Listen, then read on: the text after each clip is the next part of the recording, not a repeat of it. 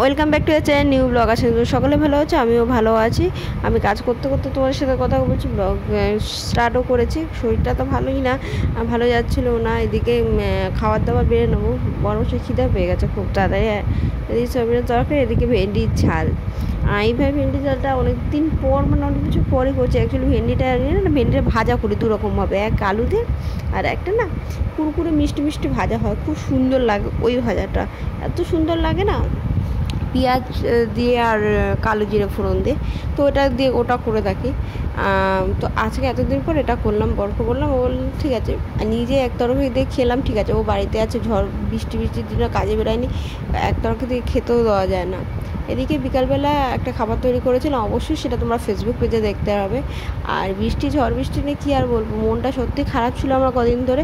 আর সেদিন না প্রচণ্ড মনটা আমার কেমন লাগছিলো জানি না, এত নেগেটিভ কেন হচ্ছিলো জানি না, বাট হচ্ছিলো তো বটেই।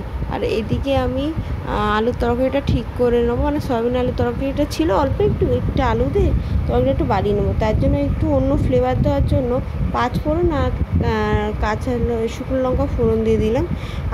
একটা আলু কুচিয়ে দিয়ে তরকারিটা হয়ে যাবে।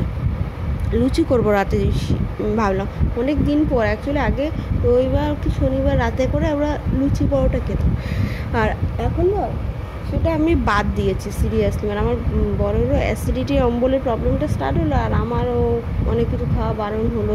তো বাইরের খাবারটা বারণ, বাড়িরটা না।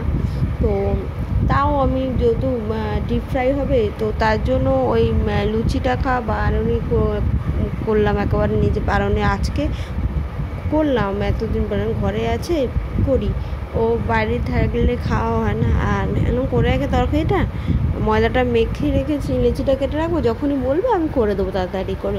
এমনি 10টা সাড়ে 10টা খাওয়ার প্ল্যান, তার আগে যদি খিদে পায় করে দেবো। কারণ বাড়ি থাকলে স্বাভাবিক প্রত্যেকটা মানুষের খিদে পায়, আমারই খিদে পায়। বাইরের কাজের মধ্যে থাকলে আমার একটুও খিদে পায় না, ওর বাড়িতে থাকলে একটু তাড়াতাড়ি খিদে পায়। আর বিকাল থেকে কোনো কিছু খাইও নি, চা বিস্কুটও দিইনি, যে একটা স্পেশাল খাবার তৈরি করেছিলাম সেটা দিচ্ছি।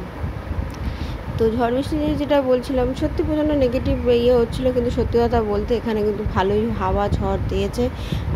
রাস্তাঘাটের অবস্থা থেকে শুরু করে সব কিছুর অবস্থা প্রচণ্ড খারাপ। আমার বাড়ির সামনের অবস্থাও খুবই খারাপ ছিল, কিন্তু কী আর করা যাবে, কিছু করার নেই। ঝড় বৃষ্টি তো এসেই থাকে।